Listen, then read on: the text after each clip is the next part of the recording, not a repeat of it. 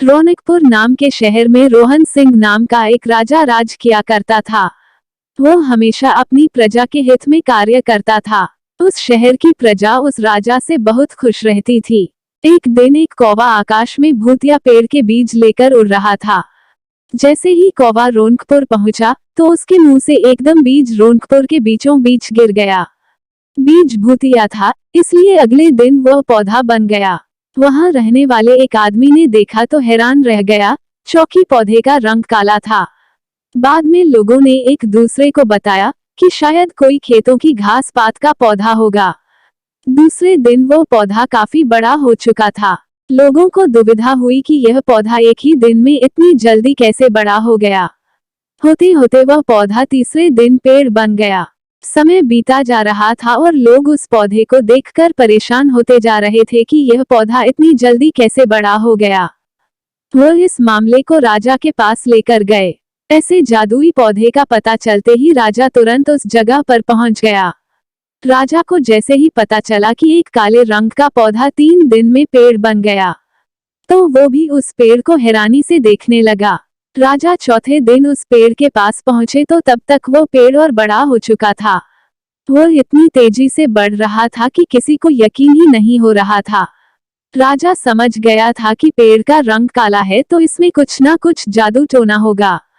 इसी सोच के साथ राजा ने घोषणा कर दी कि जो भी इस पेड़ को खत्म करेगा उसे हम इनाम के तौर पर 1000 सोने के सिक्के का बैग देंगे। इतना ही नहीं, राजा ने यहाँ तक कहा कि पेड़ को खत्म करने वाला व्यक्ति मेरी मृत्यु के बाद मेरी राजगद्दी पाने का हकदार भी बनेगा।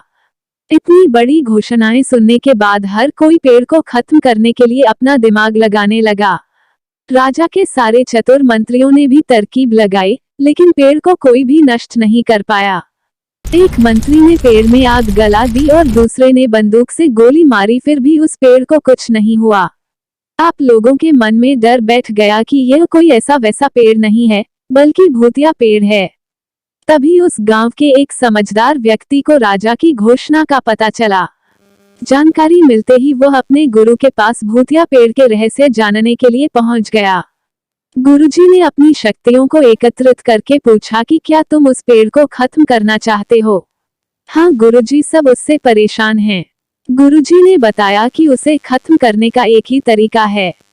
इसके लिए तुम्हें उस पेड़ पर जादुई चाकू से वार करना होगा। इस तरकीब के बारे में जानते हैं। वो व्यक्ति राजा के पास पहुंचा और कहने लगा कि राजा, उस पेड़ को खत्म करने के लिए इस जादुई चाकू से बाहर करना होगा। वार करने के बाद में पेड़ जलकर राख हो जाएगा। वो व्यक्ति उस पेड़ के पास जाकर उस जादुई चाकू से वार कर देता है और वो पेड़ जलकर राख हो जाता है।